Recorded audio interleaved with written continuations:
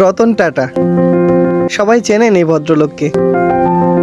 তিনি একদিন ঝুম বৃষ্টির দিনে রাস্তা দিয়ে যাচ্ছিলেন।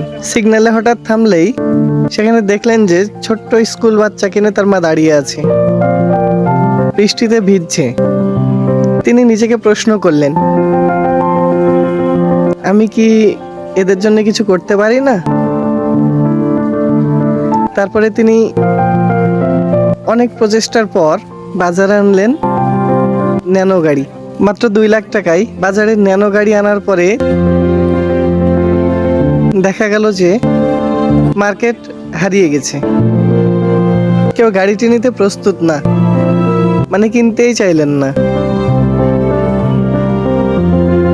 আসলে তিনি তখন বুঝলেন যে মানুষ এখন গাড়ি কেনে আভিজাত্য দেখাতে, প্রয়োজনের জন্য নয়।